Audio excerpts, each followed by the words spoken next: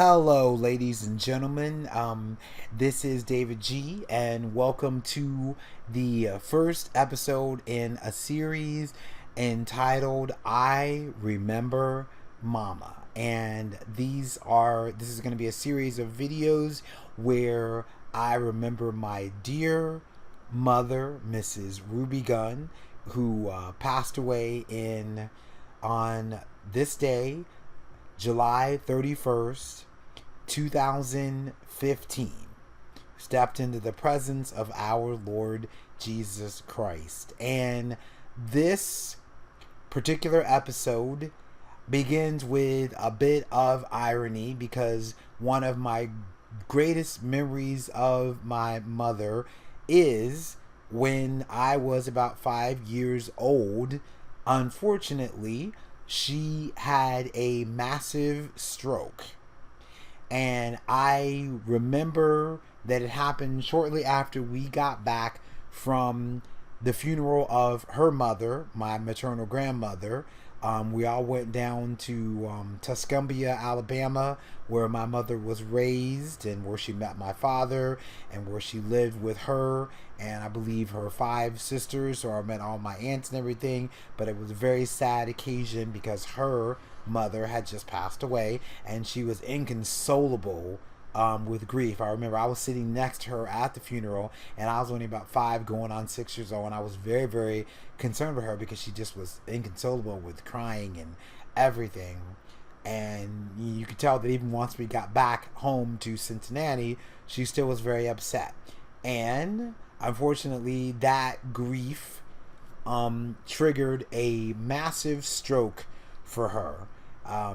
And I remember, it probably was, I probably was closer to 6 years old because I do remember coming home from first grade, coming to our house and seeing, cops outside of our house and everything. And I remember asking my brother who had found her, my older brother, and he was only at the time, he's about 6 years older than me. So that would put him maybe at, just about 12 years old. And I remember, well, what's going on with all, the police cars and everything? What's going on here? And he told me that she was sick and she had to go to the hospital. Now, at that age, I was still at the age where everybody's always trying to keep things from you when you're a little, kid, because they think that you can't deal with it. So they tried to keep all these things from me, and they didn't tell me until later when she had, come home and survived. But the bottom line is that she had this very massive stroke. She was completely paralyzed. I believe she was unable to speak too at the same time. And of course, I remember, my father looking very worried every day when he made food for us and everything. And I kept asking him, I remember, when am I going to get to see Mama? When am I going to see Mama? When am I going to go to Mama? When are we going to go and see her? And, he said, you're going to get to see her soon. And I think at the time, now that I'm thinking about it, I remember an excuse he made was I was too young to be on the ward, where she was. That's an excuse that he kept making. And I was like, well, that's not fair. Why can't I see her? And, and I think my brothers actually were able to go because they were 5 and 6 years older than me. No, actually, they were too old, too. They were too young, too, because I remember the day that he finally did take me to see her, my best memory was I was on his shoulders because I was still, 5 years old, so not very big, not very tall. And I remember on his shoulders, and I was really excited to look around at the hospital because I'd only been to a hospital once before. And me and my mother, one thing she did at 3 o'clock, she would always watch the soap opera General Hospital. And anytime I ever went to the hospital, I was like, oh, am I going to see the characters from General Hospital? Because I was just a little kid then. And she had to explain to me that was a TV show that, Steve Hardy, Dr. Steve Hardy, and Dr. Jesse Brewer were not real people. They were just characters on a show. And I thought when we get to General Hospital in our city, even in Cincinnati, I would see that. And she had to explain to me, no, it's just a show. It's just fiction. But I remember I was really excited looking around the hospital and everything. And I remember when we walked onto her ward, I remember a sign on the wall, and it said, "No one under 14 years of age allowed on this ward." And I thought to myself, wait a second, none of us kids are over 14 yet. Because like I said, I was about 6 years old. My brother Robert, that would have made him about 11, and that would have made my brother Tommy, the oldest brother, that would have made him about 12. So I was like, well, why are they finally breaking the rules to allow us to come see her? And I didn't find out till later. I was told that this was supposed to be our goodbye to her. And the doctors were like, she's a goner, she needs to say goodbye to her family, and she's got these kids, we need to break the rule because she's not going to survive much longer. So, but of course, as the little kid, I didn't know that. They didn't tell me that. They didn't tell me that until much later when she had recovered. But anyway, I remember when I walked into her room, I didn't know what to expect. I mean, the number one thing that I remember is that she was actually smiling. And that's something that I didn't expect because I knew she was ill, but they didn't tell me the seriousness of it. But whenever I don't know, as a little kid, every time somebody's in the hospital, you think, it's serious. They're really sick or they wouldn't have to be there. So, but I remember she was smiling and her face was kind of gaunt. And when she saw me, her eyes lit up and, and for someone in the condition that she was in, she still looked pretty good. And of course, I still didn't have any real idea of the graveness of her condition. I remember they sat me on the bed next to her, and I think she was trying to speak, but she couldn't really open her mouth and speak, but she was really smiling at me and everything. And I remember one of the main things, I reached out for her hands, but her hands were clenched up. Her fists, like I'm trying to do where you can see my fist. Her fists were clenched up like that. She could not move her hands or her body. And I remember her arms looked really gaunt.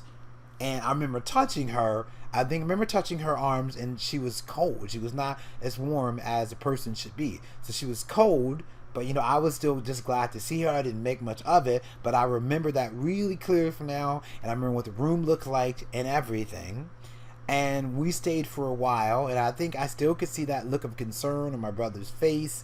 I could see the look of concern in the doctors and the nurses' faces too. But I was just happy to see her, and I didn't take it seriously. When I think about it, I could see just there was a grave concern everybody had. And here's where the good part comes in. We see her, everybody sees her, and then we leave, the hospital. And according to my mother's testimony, when she basically has told me this story again and again and again, she said that after she left that hospital, all the nurses and everything left her room and everything, she wanted to go to sleep and she wanted, to rest, but she was a bit afraid that if she went to sleep, that she might die or whatever. But the thing about it is, when she tells her story, she says from the time that she had the stroke, she heard God speaking to her, because she laid on the floor for a little while after the stroke. I don't know how long, but she said she can't really tell, but she said it may have been like, half an hour or more where she just laid there on the floor. And she had no frame of reference medically for what had happened to her. And she was like, well, what's going on? And she said she heard the voice of God. God told her, he said, you've had a stroke, but you're going to be okay. Your oldest son is going to find you. And he did. And she said and she was unable to speak, so she was frustrated because she wanted to speak and cry out, see if any of the neighbors or anyone could hear her, but she couldn't speak. And then when she went to the hospital, she said she still kept hearing the voice of God saying, you know what, you are going to be all right. Don't worry, I am with you. And she was told later, after, extensive tests and examination, my father was there with her and everything, and she was told by her doctor, which was a good friend of the family, that, that she was terminal. And they said, there is nothing that we can do with all the damage that's done to you now. And he said, I'm just amazed that you didn't have that you're able to even be cognizant of what I'm saying, because you should have had, massive brain damage as well as all that. But he said that, your condition is terminal. We don't expect you to last, to the end of the week. And she tells the story that when he said that to her, that, she began to smile, And I think at one point, and she's even laughed because this is where the details go. I think at some point she was able to speak. She gradually lost it, but then she would have to struggle to speak too. But she said that she told to him, she said, well, you know what? God has been speaking to me from the time that this happened, and he says I'm going to be okay. And basically he told me to not believe you. He said to me, he said, you have, a choice to make. Are you going to believe the doctors because she said that, she said basically before she was even diagnosed, God spoke to her and told her, he said, the doctors are going to tell you that you're going to die, but I am the Lord and I can heal you. I am beyond their medical science. They have no ability to help you, but I, the Lord, can restore you to health. And he said, well, who will you believe? Will you believe me or will you believe the doctors? And at that point, she said she wasn't able to talk, to speak out loud, but she said she thought to herself, I believe you. So from a reference, she was believing that she was going to be healed. And after we had seen her, then the doctors and everything left the room, this is when the huge miracle happened. She said that Christ basically walked into her room. And I said, walked into the room? What do you mean? She said, well, it's not like he walked like a person. She said he just appeared like through the walls. And I said, wow, are you kidding me? She said, no, I'm not kidding you. She said he appeared through the walls into the room, and I could see him come through the ceiling. And she said it was just like as though he walked through the matter.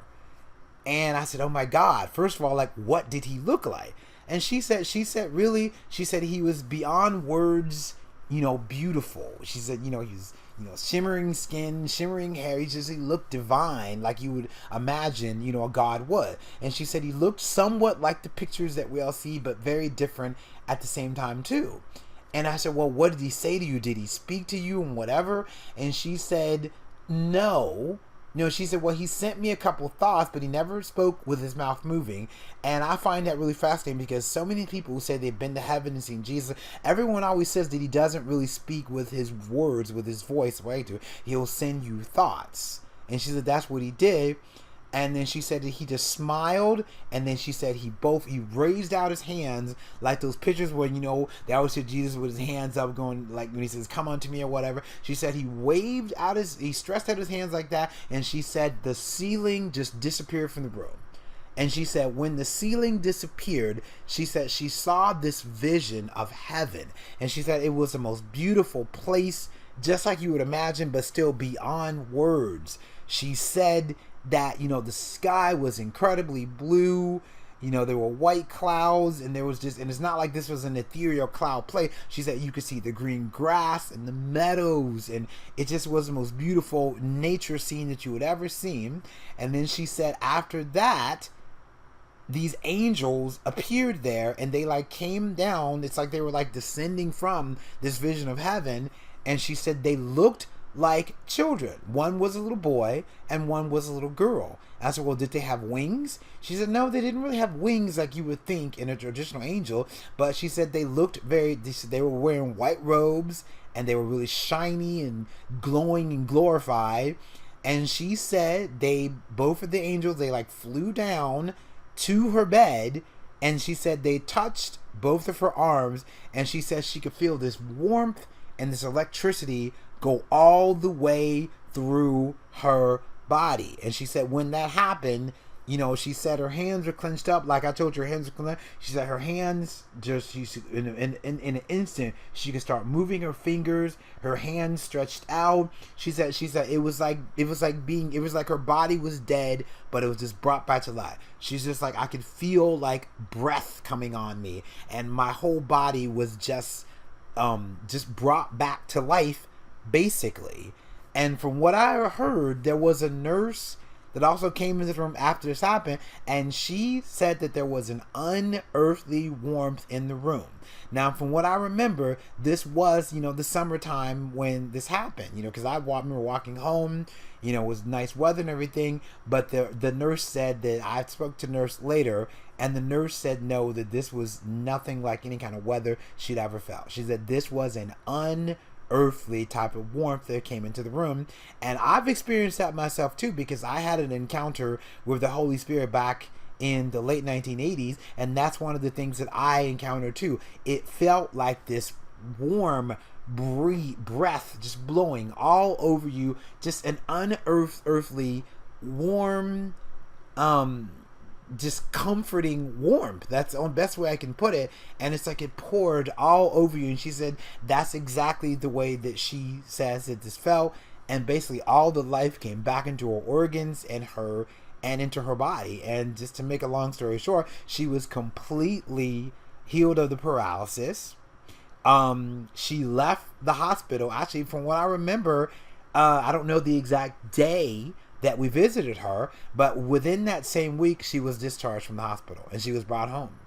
And the doctors, I spoke to her doctor later when I was a bit older, and he said, no, this is a miracle. He said there is no medical science explanation for how she recovered. She said with all the damage that was done to her, she should have passed away that very day, or she shouldn't have lasted no more than maybe perhaps another day to the next morning, but she really should not have lasted with the way that she was injured, and she should have had massive brain damage and everything else. And he said there's no explanation for this. She was miraculously healed. I remember when she came home, she could walk perfectly. She had a little trouble with her sight. I remember seeing her when she sat down on the green sofa we had in the hallway of that house, and I was just so excited to see her, but I was a little afraid because she couldn't see at one point. She can reach out, touch me. She said, don't worry, baby, God's going to restore my sight too. And her sight was like back to her within the next couple of days. Everything. And for most of that time, this was like 1970, for like 20, 30 years later, you would have never known that she had ever had a stroke. And I've seen people that had strokes that were not as severe as hers, and they were like clenched on one side, like Kirk Douglas's father, the actor Kirk Douglas's father.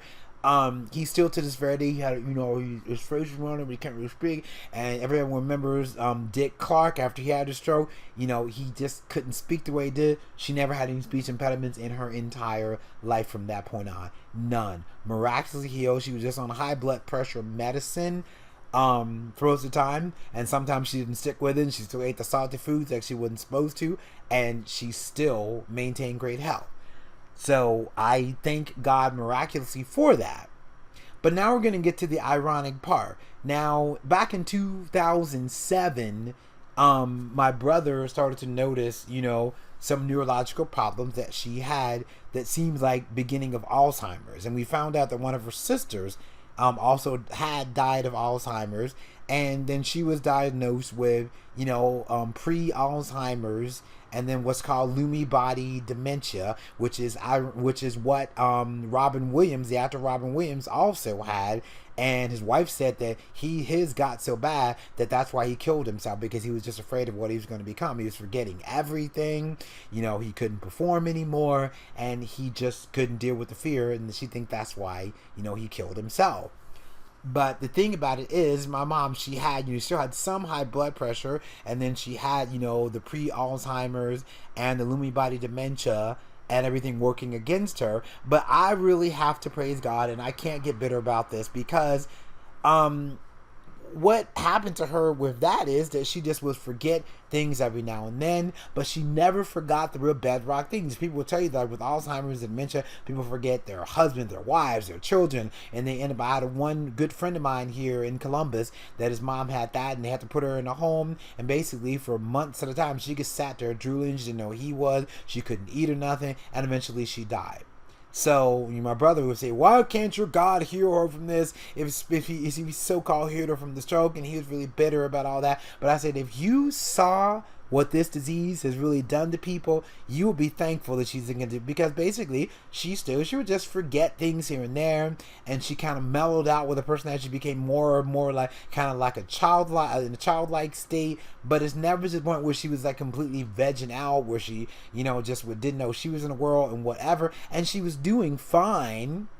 Still these diseases, they deteriorate your brain, and I guess what we would think that with the dementia and then Lewy body dementia, and then the pre-Alzheimer's, and she had some mini strokes too every now and then. And the thing about it is that I still have to give glory to God, because we saw a CAT scan of hers, and then they was telling us they take the CAT scan, the brain imagery, and they show you what the colors mean. They compared, this is a healthy brain, then they showed hers, and hers had all these colors that meant that there had been so much damage. And the one guy, he said, really, with as much damage as she's had to her brain, she should be completely incoherent.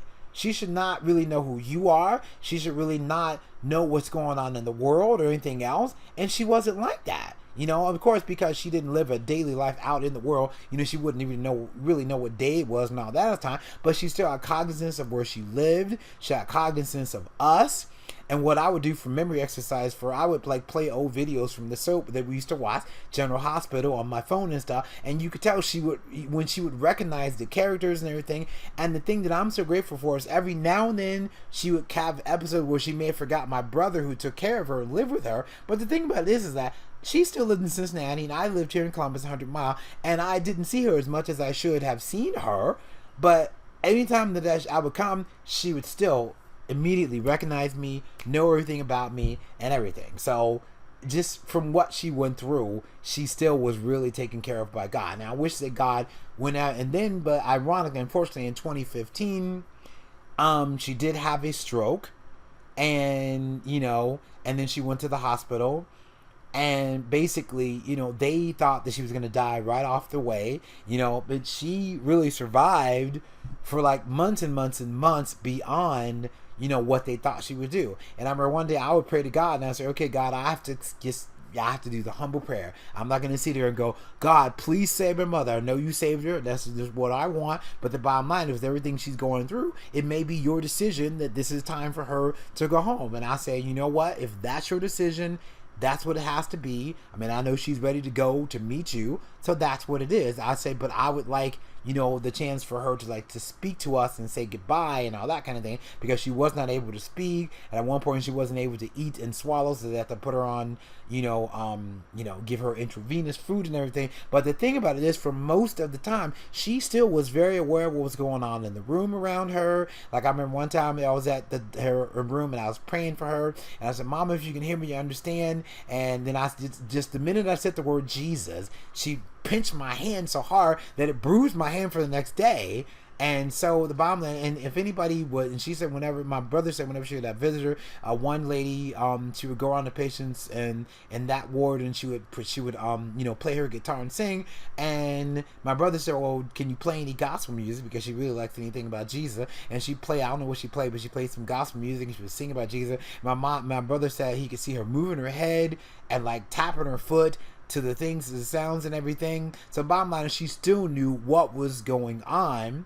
And the thing about it is, I think what ended, it all for her was she got a lung infection, and then she was put on these breathing machines.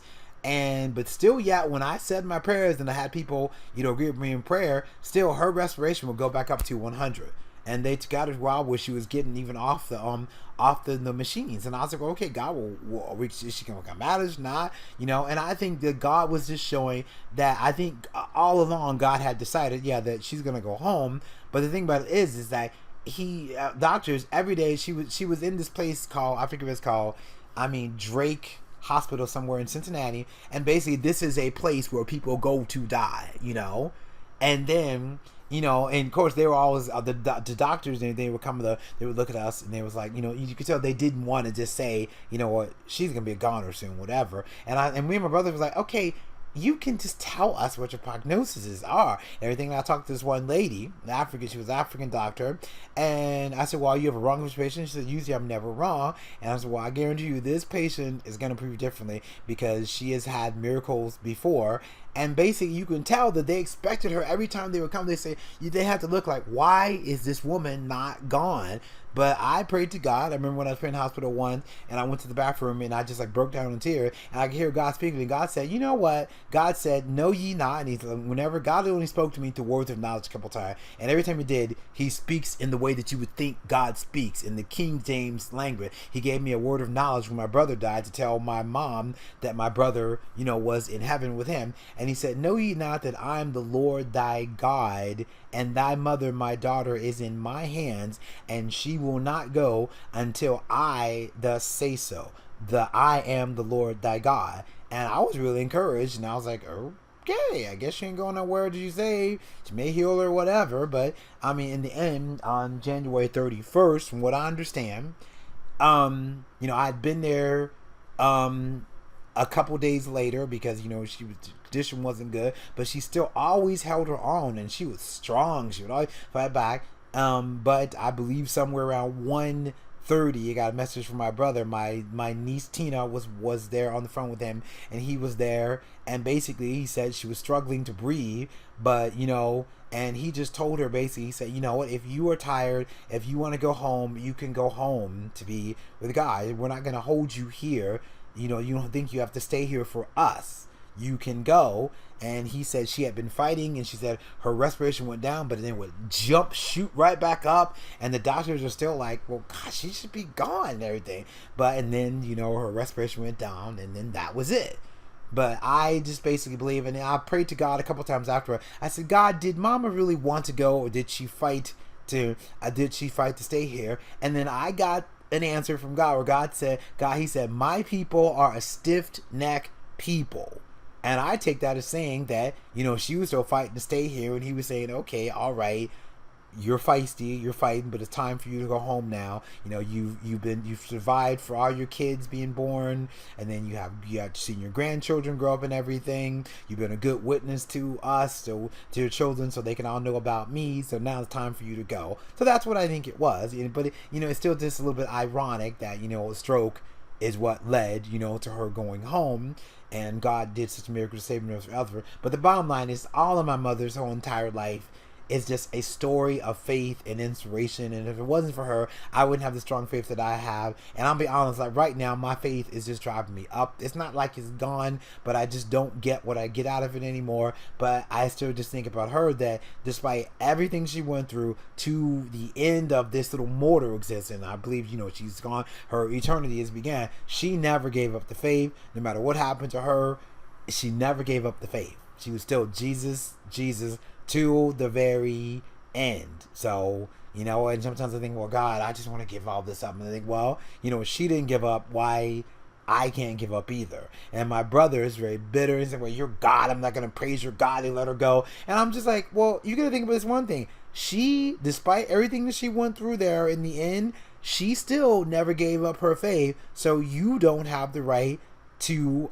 judge faith yourself. Because if anybody should have given up, it should have been her, because she could have been like, well, look, God, I lived for you all this time. I raised children in the fear and admonition with you. I stayed with my husband no matter how bad our marriage got into, because my father died in 2008.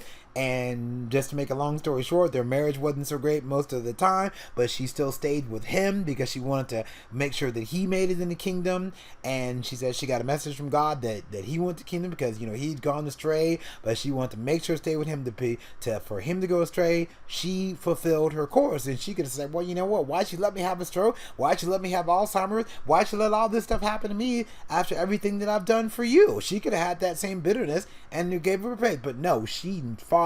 And she never gave up her faith, no matter what, till her very last mortal breath. And I believe that she's got a crown of glory for that right now. And she's not having any more illness, and she looks even better. This is one of her best pictures, and from this picture I'm trying to figure out what year this was. It's probably like 2006, 2007, so it's probably 10 years from now. She was 79, so she still was pushing 70 when she took this picture. And she looks doggone good. That's where I get my youthful genes from. She doesn't look like a woman in this picture of 69, but yeah, she's probably about 69 going on 70 in this picture. So basically her life was her mortal life here was an inspiration and just a story of faith and perseverance through it all. And it's an inspiring story for everyone, and it's a story of the miraculous and miracles, because there are so many other miracles that happened for my mother from just that one all through my life. And in this series, I'm going to get into those miracles, and I'm going to share some great stories of inspiration, and you're going to have some laughs too. But I just wanted to share this with my Facebook friends. I'm probably going to post this on my YouTube channel, Spiritual Warfare. So all of the believers out there, if you're ever on YouTube, you can subscribe to my Spiritual Warfare channel, where we talk about a lot of different Christian issues. So thank you so much here on Facebook for watching. And there is plenty more to come as we celebrate the life and the memory and now the eternal life of my wonderful beloved mother, Mrs. Ruby Gunn. Thank you so much for watching, and have a blessed day.